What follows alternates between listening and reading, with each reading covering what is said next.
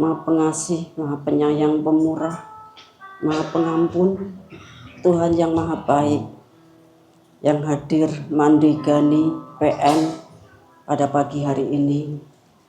Kami memuji-muji, membesarkan nama Tuhan, dan kami berharap secepatnya langit terbuka, kuasa-Mu dinyatakan. Oleh sebab itu Tuhan, urapilah kami semua dengan Roh yang Maha Kudus, supaya kami bisa memahami kehendak-Mu, terutama percaya kepada Tuhan Yesus Kristus dan percaya kepada semua pekerjaan yang dilakukan Tuhan Yesus Kristus. Terima kasih. Dalam nama Tuhan Yesus kami berdoa. Amin. Selamat pagi, salam damai sejahtera untuk kita semuanya. Kita hari ini memasuki PM yang ke-120. Ya, kita akan buka Alkitab kita di dalam Ibrani pasal 12.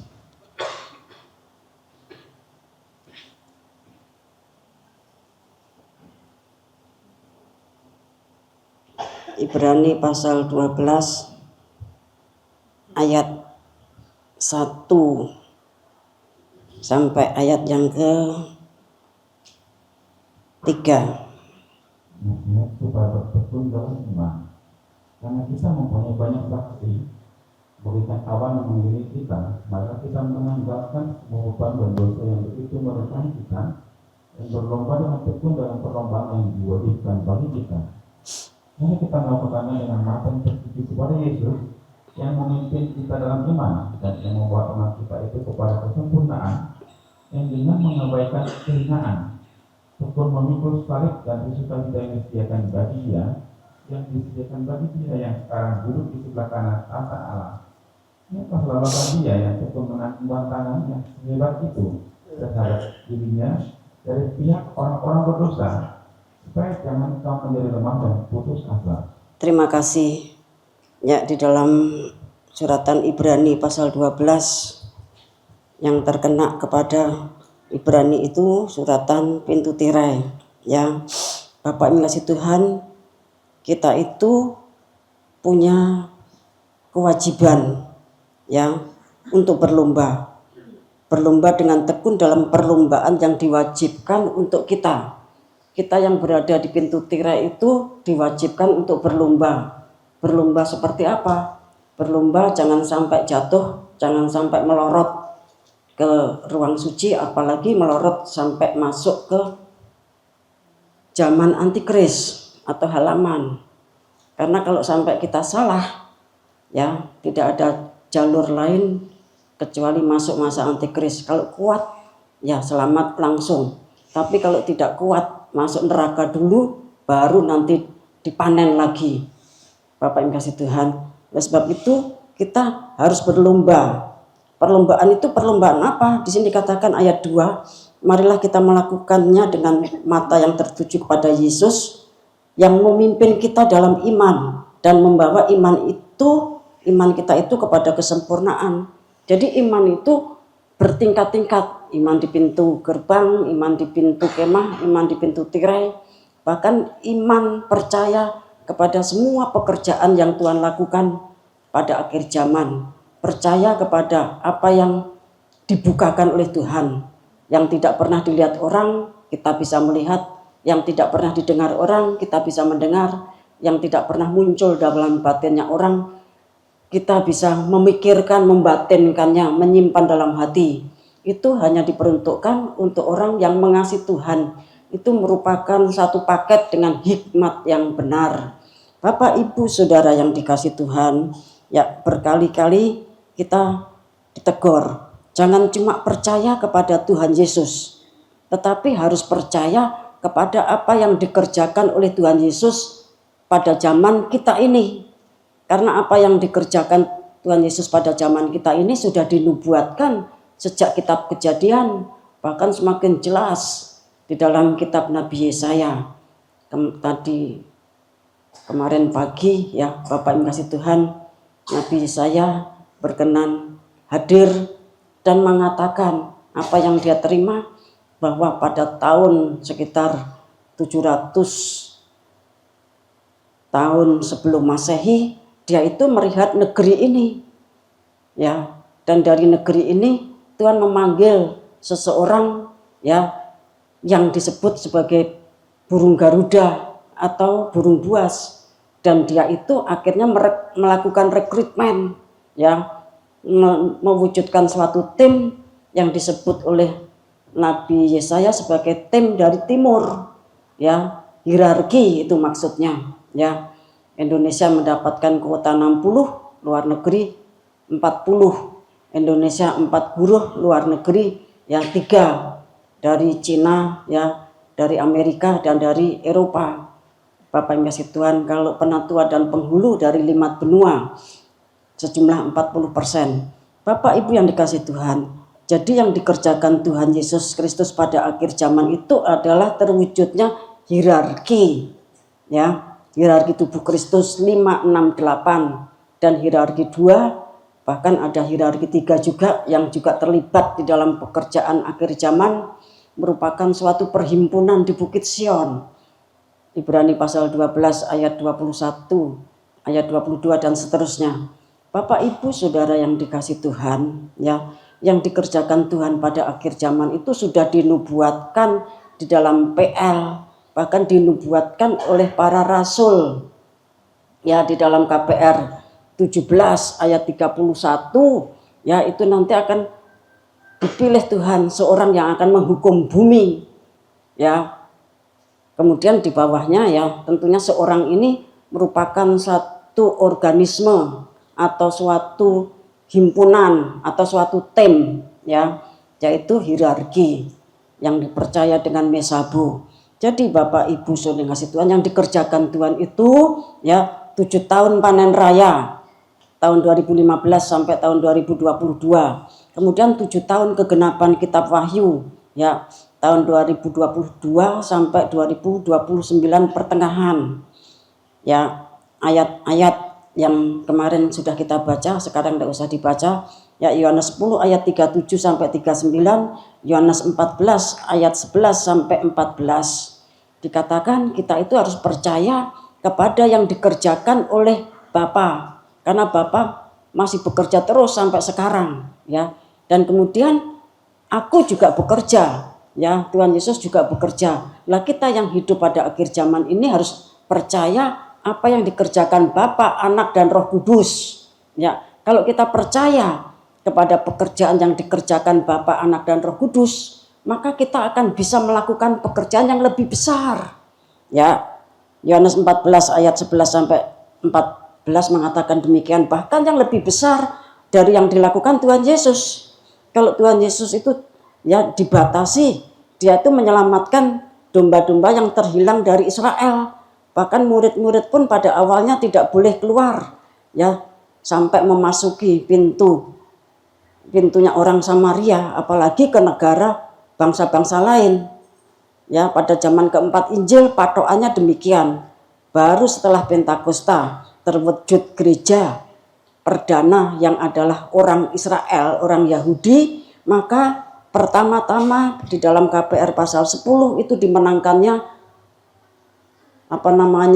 perwira, ya, perwira yang dibaptis, ya, mau dibaptis belum dibaptis air, dia sudah dibaptis Roh Kudus duluan. Dan itu akhirnya menjadi perbincangan di antara para rasul, dan mereka akhirnya tahu bahwa keselamatan itu bukan cuma untuk Israel tapi untuk seluruh umat manusia.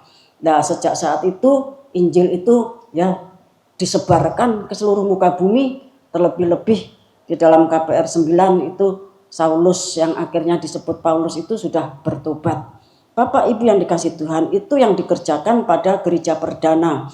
Kemudian gereja pertengahan, lah kita yang hidup pada akhir zaman itu mempunyai tugas menggenapkan semua yang tertulis di dalam kitab Wahyu yang disampaikan di dalam Dewan Musyawarah Tuhan. Dan kita tahu, ya, kitab Wahyu itu akan mulai digenapi manakala Wahyu pasal 10 itu digenapi. Bapak Ibu kasih Tuhan, dan Wahyu pasal 10 itu cara penggenapannya itu sudah dibeberkan, dibukakan dalam Dewan Musyawarah Tuhan. Bapak yang kasih Tuhan. Dan ya, Tuhan itu tidak seperti jemaat Sardis. Tuhan itu bukan Tuhan yang pelupa. Kalau dulu memilih hambanya sejak zaman 90 juta tahun yang lalu, kemudian Yesaya disuruh bernubuat, ternyata pada akhir zaman Tuhan meledo. Ya, Tuhan lupa siapa yang dipilih 90 juta tahun yang lalu. Tuhan lupa siapa yang dimaksudkan di dalam Yesaya 46, 41. Tuhan bukan pelupa. Bapak yang kasih Tuhan, jadi akan digenapi seperti yang sudah dikerjakannya sejak zaman dunia belum dijadikan. Bapak yang kasih Tuhan. Dan itu sudah dideklarasikan, saya tidak usah ngomong terus menerus. Bapak yang kasih Tuhan, jadi yang dikerjakan itu Wahyu pasal 10 dulu, baru kemudian CBFC dan gereja kita ini dalam waktu semalam. Tuhan nanti akan mewujudkannya. Bapak yang kasih Tuhan, kemudian kita semuanya masuk Pentakosta akhir zaman. Kita diperlengkapi dengan 7 roh Allah, diperlengkapi dengan 7 tanduk, diperlengkapi dengan 7 mata. Nanti kita ini punya mata batin, ya, poncondrio yang sudah kita terima mantranya atau kuncinya itu nanti akan efektif. Bapak yang kasih Tuhan, sehingga pada saat kita ini keliling jagat, kita akan melihat dimensi 1 sampai dimensi yang tertinggi, dimensinya binatang, alam raya, dimensinya para malaikat, bahkan dimensinya alam roh, roh guru besar, Bapa, Anak, dan Roh Kudus. Bapak, Ibu, Saudara yang dikasih Tuhan, kemudian setelah kita dipenuhkan Roh Kudus secara sempurna dengan bilangan angka 7, ya, kita punya kekuatan, hikmat dan makrifat, artinya sakti, seperti 7 tanduk, ya. Kita ini raja, punya otoritas, ya.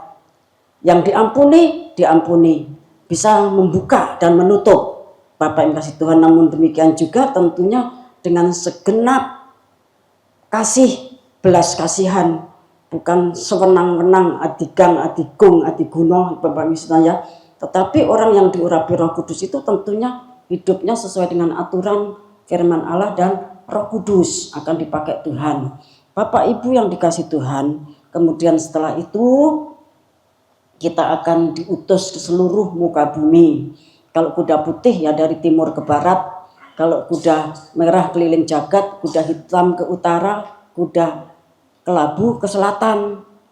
Ya, meterai-meterai itu dibuka oleh anak domba. Kita sudah hafal karena saya berkali-kali sampaikan, Bapak Ibu sekalian Tuhan. Jadi pada intinya, ya, kita itu harus percaya apa yang dilakukan oleh Tuhan, dan Tuhan itu bekerja sama dengan kita, dengan hierarki, karena Dia adalah kepala, maka kita ini adalah tubuhnya. Ditegaskan berkali-kali, kita ini ratu, ngiras, imam, kita ini nanti menjadi permaisuri di dalam kerajaan surga, tapi juga imam-imam yang melayani, ya, Yerusalem baru, atau yang melayani bait Allah, tabernakel yang rohani yang ada di dalam langit baru, bumi baru. Itu yang Tuhan kerjakan, ya.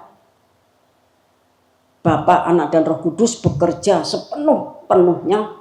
Kemudian para malaikat dilibatkan, orang-orang kudus, ya, orang-orang benar yang rohnya telah menjadi sempurna, bahkan jemaat sulung, Bapak yang kasih Tuhan, semuanya bekerja bersama-sama dengan kita, manusia yang ada di bumi, yang adalah hierarki tubuh Kristus ini, untuk mewujudkan, ya, kegerakan kuda putih, penyelamatan Israel, kekasih masa muda dari Bapa, dari Allah yang dirindukannya.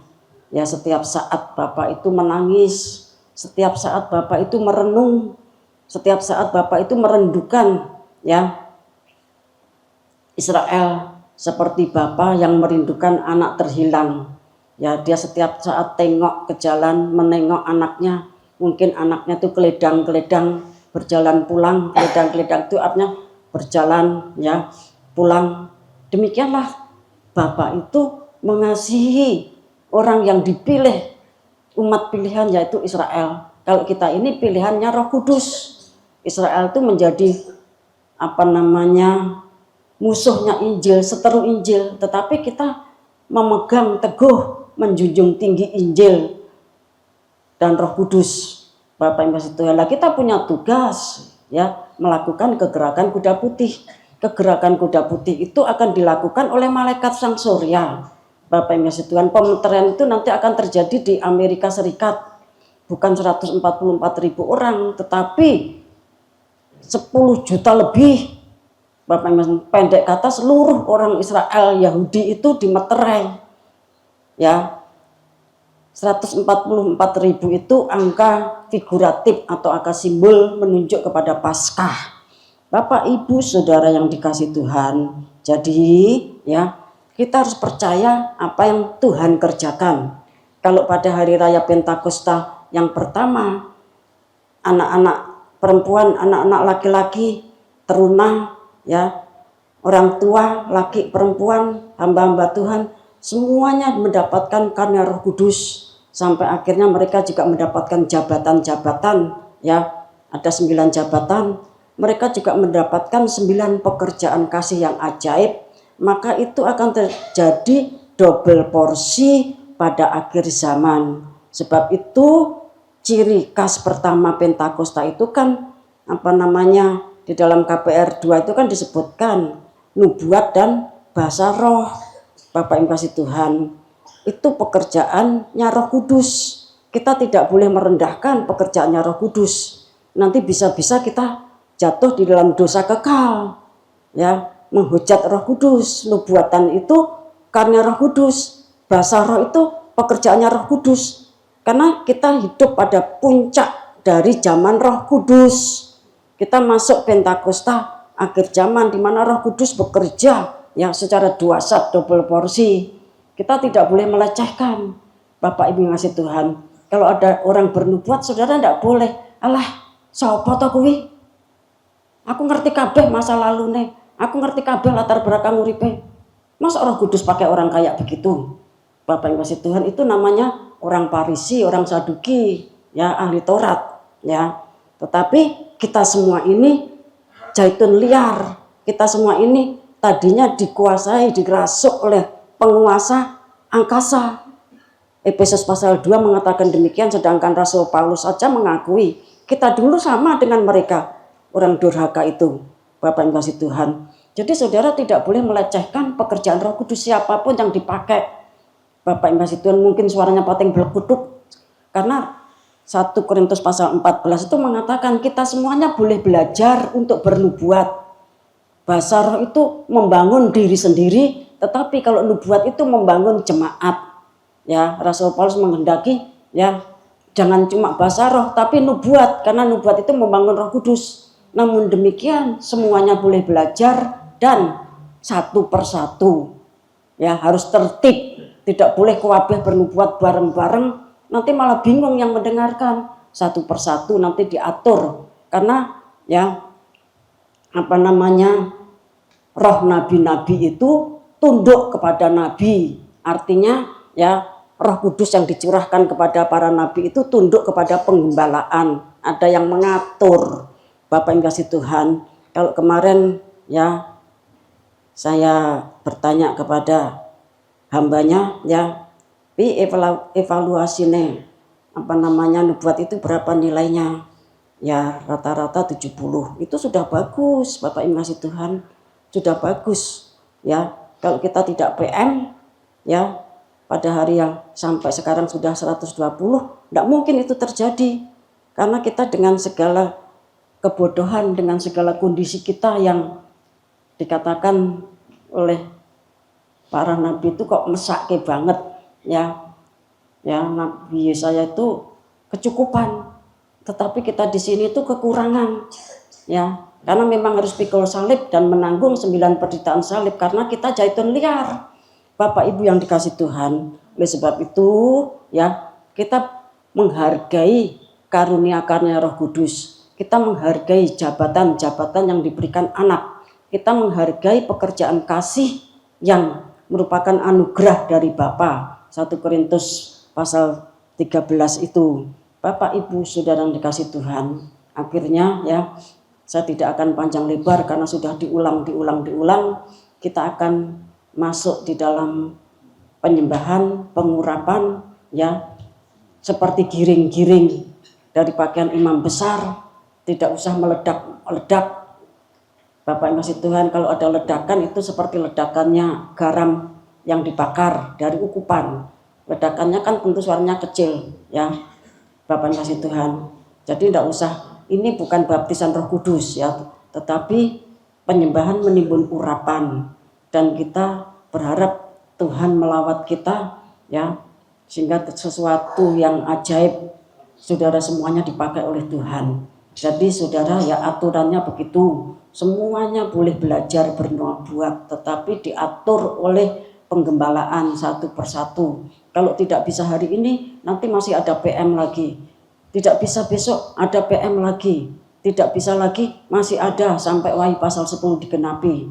Nanti kalau sudah masuk Pentakosta, Bapak Ibu yang kasih Tuhan, semuanya akan bernubuat dan saudara dipantau oleh para nabi dan para rasul, sehingga kita tidak lagi salah, ya. Bukannya salah gimana, tetapi kadang-kadang daging itu masuk yang 30% itu.